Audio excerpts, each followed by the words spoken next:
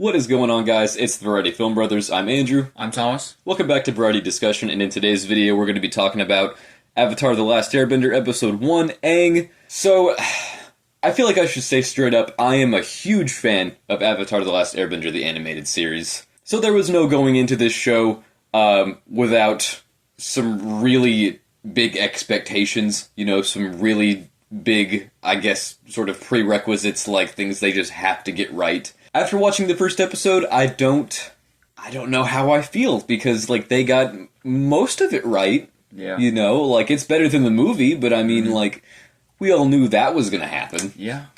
It wasn't much of a fight there. Yeah, no, not really. So, like, I'm in this weird place where, like, I enjoyed it, but I also don't really know if this should exist. Let's get into our scores first. So, I think for this first episode, I have to give it a 68. Okay. I was going to give it a 71. Yeah, so we're basically in agreement that it's, like, good, Yeah. but it's not everything that it could have been, and there are definitely some hang-ups I have with it. So going right into it, the very first shot of the episode is of Sozin's comet, so we already know it's, you know, in the past, you know, before the 100-Year War starts.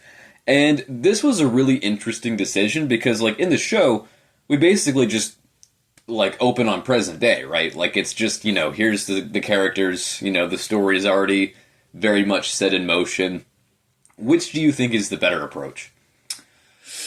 I don't know. Later on, they do introduce the comment later on, right? And then Yeah, and, like, we slowly learn everything that happened before the war, you know, and, like, how that ended up to be, whereas here we're just starting right with, like, Sozin and the air nomads being exterminated. Like, all that's, like, the first of what we see, and it's really jarring. It's really, like, on one hand I do like it because it does provide for, like, a new experience, you know, it's not just a one-to-one copy of, like, the show, like the movie tried to do, but also screwed up on because it wasn't willing to, like, you know, give any time towards adapting the show. So, like, this is the better approach, but it's just, like I said, it's really jarring. It's really weird.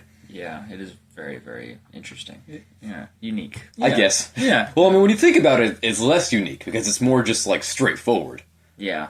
But, like, I could see an argument for either way you could go about it being better, I guess. But I would have to say I prefer the way the show goes about it, like, just opening up in present day, and then, like, meeting Katara and Sokka first, and then Aang, and then Aang goes more into his past as the season goes on. Yeah. I think that's the better way to go about it.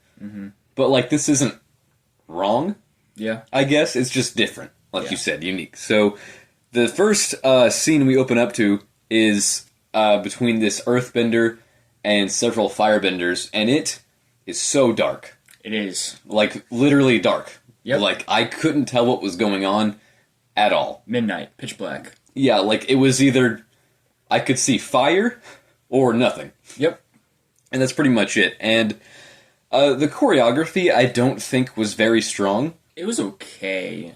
At least for me, I thought it was okay. I mean, I think it's passable, but, like, with the show, the standards are just so high. You know what I mean? And, like, I know this is just a way that live action will never be able to compete with animation. Like, you know, the choreography is always going to be faster in animation. It's always going to be more fluid. It's always going to just probably look better in a way. I mean, not that, like, live action choreography will never look as good. Like, I would disagree with that. But, like, specifically when it comes to, like, bending the elements and, like, you know, taking realistic martial arts and then, like, making them even more expressive and, like, heightening them even more, like the show did, you know, like, can you even do that in live action? Should you try it, you know? Like, the movie obviously fell flat on its face in that, too, you know. Image here of 8 people bending one little earth stone. Going 7 miles an hour. Dude, sometimes I just think about that. Like, Yeah, that's hilarious. sometimes I'm just at work and I'm like, I'm having a really bad day, and then I remember that and I just start laughing. So, this is definitely not that bad. Yeah. But, like, it's not... It doesn't have this, like, satisfying, connective element with the element. You know what I mean? Yeah. It's just kind of... It seems more random. I mean, yeah, like some of the moves, are either really short within their attack, or it's really, really extended. Mm-hmm. Like the one dude who'd like try to like punch the ground and then like have like particles of the earth like go over his face. It took him like 4 seconds to even get him like to his chest, and he still got shot through it either way. And then you have the kicks that they would do. They would like have the fire on their foot and like slice on them. I thought that was nice. Yeah, I mean, there were definitely some elements in the choreography, some moments in it that were pretty good, but I think overall, it's just weird. Yeah. I guess it's just so different. And then we see Fire Lord Sozin, which is really weird to see because, you know, I know we'd opened up before the 100-Year War, but, you know, Sozin wasn't a character that we got into in the show until, I want to say, sometime in the middle of Season 2, maybe, was when we first started talking about him. It definitely wasn't the first episode, that's for sure. Yeah. So, like, to see him first was really, really weird.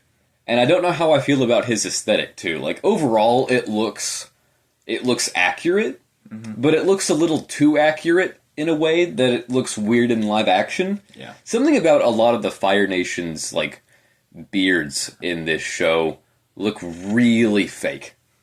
Like, I get they're not real, you know, obviously, like, that's fine, but it gives this sort of, like, powdered wig feel to it, you know what I mean? Yeah. To where, like, it's not even trying to look real, but it's definitely supposed to be real. Yeah. So I can't really give it that excuse.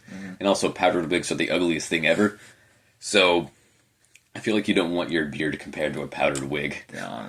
That would be an insult too far. Oh yeah, I would cry. Yeah, I would just go in a corner, listen to my depressing music, and just sit there for like hours.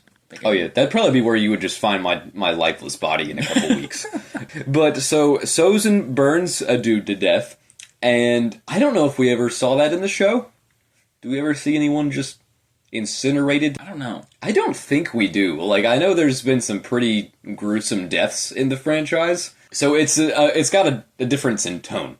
Yeah. Clearly, this show does, because people are dying left and right, and in the show, people still died, but it definitely wasn't on screen so much at all. Whereas this is like very on screen. Oh yeah, it's like the forefront. Like the dude starts with his hand getting caught on fire, then slowly his whole body as he screams, and it's just like, wow, we've really come a long way. But I don't really know if it's like a good thing. Yeah, you know what? It seems a little bit more for shock value than anything. Mm-hmm. Just falls on the ground, looks like Anakin Skywalker. A little bit, yeah. But then we get into the opening narration, which is heavily changed from the original show. But they knew people wouldn't like that, so then they had Gran say it later. Yeah. And I don't get it. Like, why not just keep the intro the same, like here, and then have Gran say it a different way? Mm-hmm. Because it's way weirder as it is. Yeah. It's weird because, like, the actual opening narration we get, it's very detailed. It goes into, like, the Fire Lord and a bunch of other stuff, and it's like, we're already, like, gigantic nerds. We already know what's going on. And I know that's not the case for everyone who is going to watch this show. They're not going to be some super fan of the original, but, like, they gotta at least know about it. It has to be at least 80% of people watching. Oh yeah, like, at least. The show's gotten so popular over the years. Yeah. And even if it hadn't, I honestly don't know who would watch an Avatar The Last Airbender reboot that hasn't seen the show. You know, like nobody just went to go see the movie. Yeah. You know what I mean? And like, never come back. Exactly. Moving on. So we see Aang and Gyatso in this next scene at the Southern Air Temple. And we talked about Aang's look a little bit. I don't think it looks fantastic. No, I mean, it's not awful. No, it's not awful or anything. And I appreciate that it's going for more accuracy to the original show than the movie did. Mm-hmm. Not that it even had to, though, is the weird thing. This one looks like a blue Sharpie was taken to his head.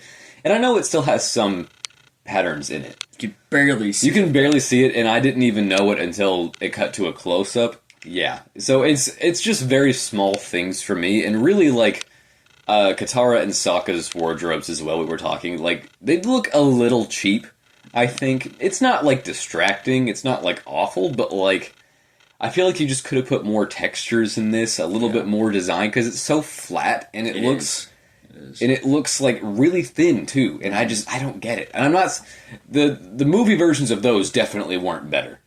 I will say that though, because the ones they were at the beginning of that movie, I'm pretty sure were like brown and like just straight up like cheap like Eskimo prop. I forgot the movie, so you lucky son of a gun. I forgot it. I gave it one compliment, but trust me, it did not deserve that.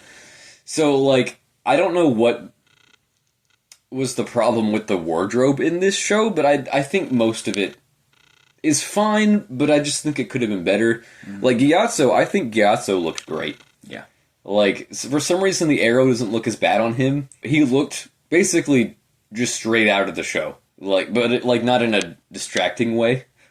Aang does in a little bit of a distracting way, I think. You know, like that's just the risk you run when you adapt something like straight from a cartoon and don't want to change anything about it. Yeah. Is it's just going to look a little off. Some characters are going to be hits more than others. Right. I mean, that's just what's going to happen.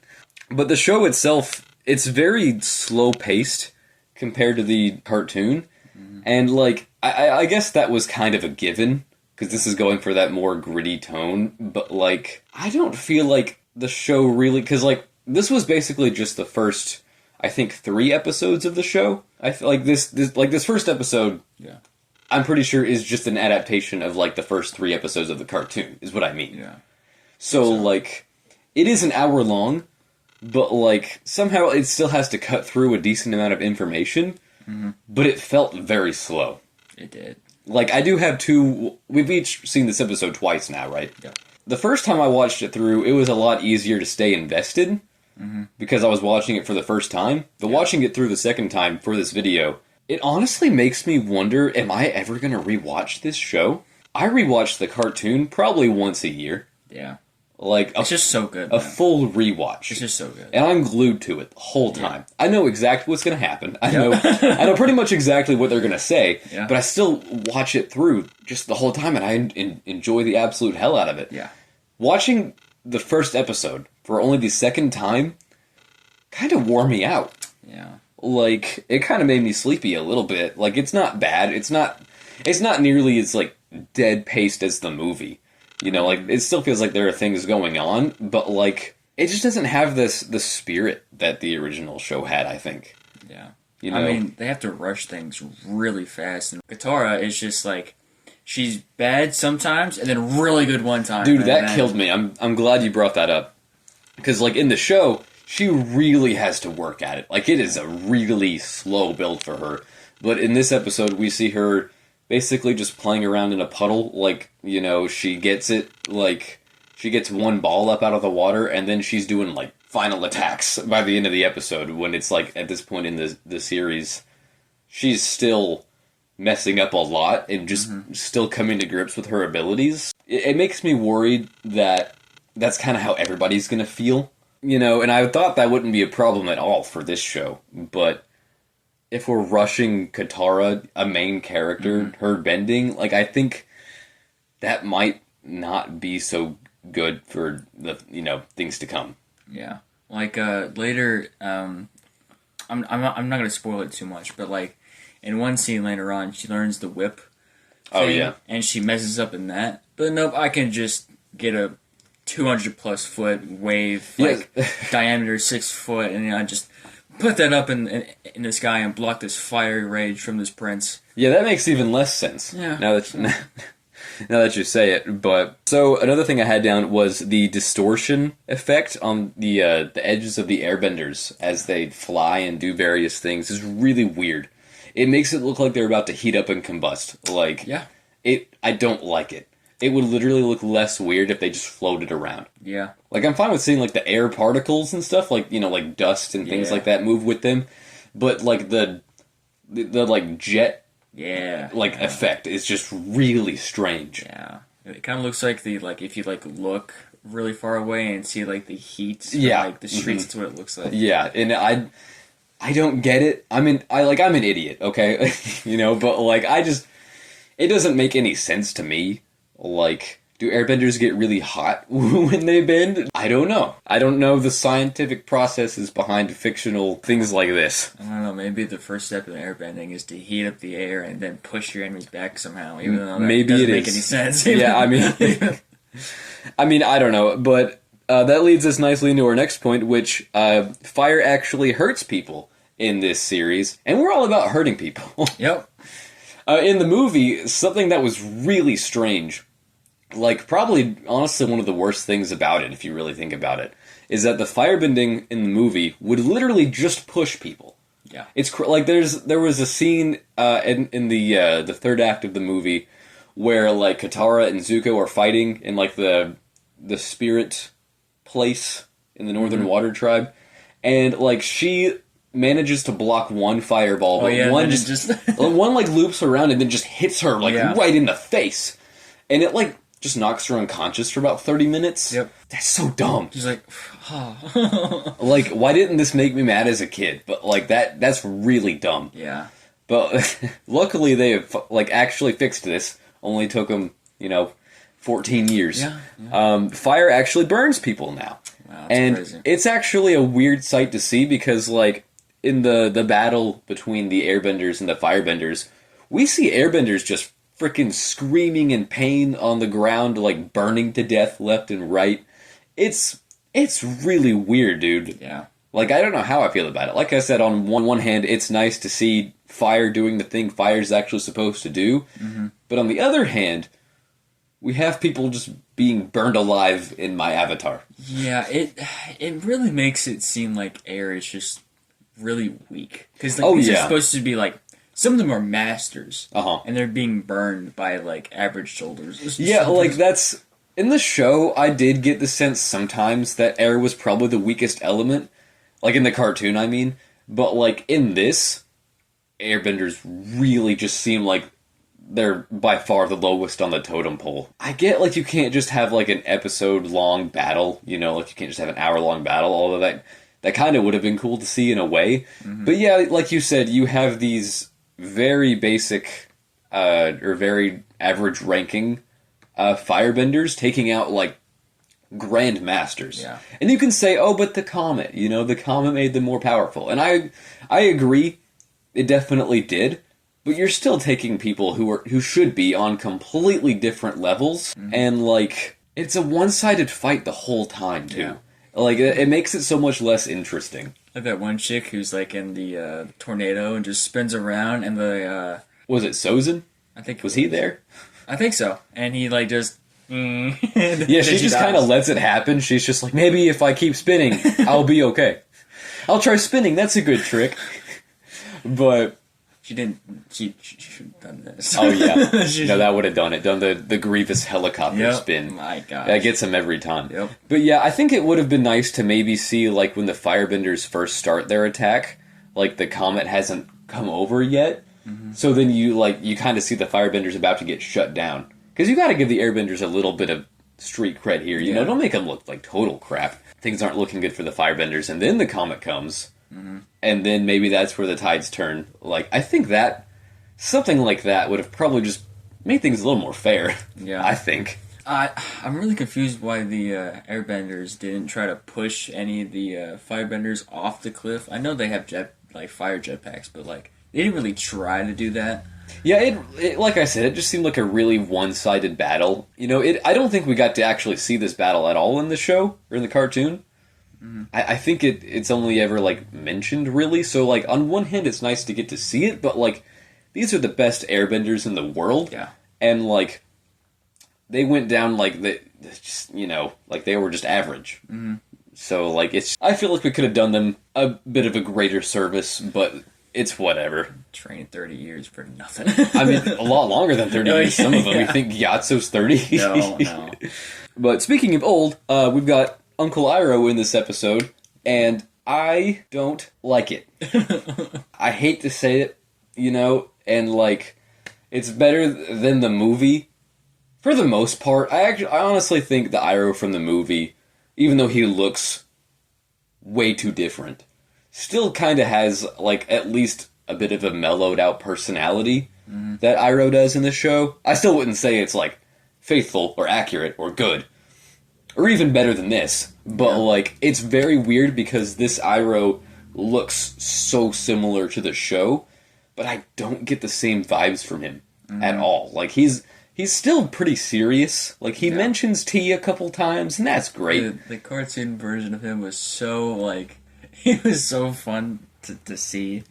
Oh, yeah, and, dude. Like, now he's just, like, it seems like he's, like, his opinion is more so based on the Fire Nation, but still a little bit in, like, the unknown area. Do you know what I'm trying to see? Yeah, like, What you're trying to say? Like, Iroh was, like, he was part of the White Lotus group, and they kind of just had their own beliefs and their own respect for, like, all the elements and just the balance between them and all that. And I get you don't want to give all that away too quickly, but at the same time, your audience is people that have basically already seen this show. You can give bigger hints to these things a little more quickly, and, you know, like, have them be present at the beginning of the show a little bit. And I think that would do more to keep people invested. But, like, this Iroh, you know, he has a conversation with Aang, and Aang just straight up asks, you know, why did the Fire Nation start this war? And really, I think this would have been a good opportunity to see a much lighter side of Iroh, like, very quickly. You know, like, maybe, sure, you want to play him more serious sometimes and then lighter other times, you know, like, not make him two-faced, but, like, maybe you might want to go the route of him trying to look like a more competent general in this show, maybe. I don't know why you would. Yeah. Because, like, Iroh did not care what anybody thought of him, dude. Like, so but okay, say you do want to take that route, you know, maybe he wants to look a little more serious, a little more competent in front of the other Fire Nation people. When he's talking to Aang, that should really be the time where he switches gears and is like, look, kid, we made a mistake. I mean, there was somebody else in the room, though. I mean, it was just a guard. That is true. And, like, he's been there for, like, years. So what's the point? Dude's probably asleep. Like, he's just at it, staring into space, just thinking, when am I going to get off this damn ship? Probably, like, he definitely didn't seem very urgent. And even if he was, Iroh could have been like, hey, you, get out. You know, like... So I think we had a bit of a missed opportunity there, because if I didn't know who Iroh was, I would not be invested in this Iroh at all. Like, I really wouldn't. Like, right now, I'm just waiting for them to fix it. Yeah. Honestly. Like, I'm hoping to watch the next episode, and Iroh just feels more like Iroh, because this one, he wasn't it for me. And I don't think it's a portrayal problem. Like, I don't want to be like, oh, the actor sucked. Like, he ruined it. It's just the writing, you know, like... You know, if I felt like Iroh was trying to say nice things, like the words felt like Iroh, but then the performance was off, then I might say, oh, he's a terrible actor. No, I wouldn't say that. but I would probably say there was a problem with the performance. But I think just the script isn't very good. And I would say that for most of this episode. I do like that it tries to have more jokes, especially with Sokka. But, like, the delivery from him in particular... It's very predictable. It is. Like, it's too... I don't want to say monotone, because monotone implies it's really robotic and really, like, bored. But at the same time, it remains very consistent, to where I would say it's kind of monotone, but it's kind of more like in this casual monotone way. Like, oh, we should probably get the canoe back, or, we better not get stuck here, we're gonna be fish food. That'd be ironic. And it's like... Dude, Sokka's loud. Like, Sokka won't shut up. Dude. Like, and I get you gotta tone it down a little bit for live action, but, like, I kind of wish they just wouldn't have, honestly. Whenever Zuko in the cartoon, like, joins with them eventually, he annoys the crap out of Zuko. Oh, yeah, dude. Like... He's just like... Yeah, no, they're not too cool with each other for a while. So, like, but I feel like... This Sokka and this Zuko will get along really easily, and I don't think it should feel that way. No, they already fought, so, like, I feel like the tension should still be there, even though Sokka is gonna lose no matter what. But I think he lasted too long in that fight as it was. Like, it was a really quick, like, 5 minute, not even 5 minutes. It was probably like 2 minutes, maybe. But honestly, I think. You take Sokka and Zuko should be able to basically finish that fight in one move. Oh, yeah. So, like, it just felt weird, like, oh, Sokka's holding his own against Zuko. Like, what? I mean, I know not really, but, you know, he lasted a little bit. Yeah. I mean, I feel like if Zuko really wanted him dead, he could have just hit him from far away. Because, like, the only close-range weapon that Sokka has is that weird stick with the ball on the end of it. Yeah. And that's pretty much it. Pretty much, yeah. So He has the boomerang, but, I mean, he didn't use it in that fight, which is really weird. yeah, I don't know why like he didn't use it. there was a specific moment in the show where he throws it and then misses, and then later on in the scene, it comes back and hits him in the head. So, like, they literally could have done that exact thing. Great. Okay, that would have just been too funny, I guess. Yeah, no. But the last note I have on this list is that the aesthetics of the show are overall accurate and faithful to the original. And I think that is important, but I don't think it gets them as far as they think it does. You know what I mean? Like, I think the settings looked good. Like, I think the Water Tribe looked like the Water Tribe. I think the Southern Air Temple, even though it was going for a different look, I still got a lot of, like, airbending vibes from that, like air nomad vibes from that, and it felt right. But, you know, I don't think that automatically translates to, like, a perfect, you know, adaptation to this show. You know what I mean?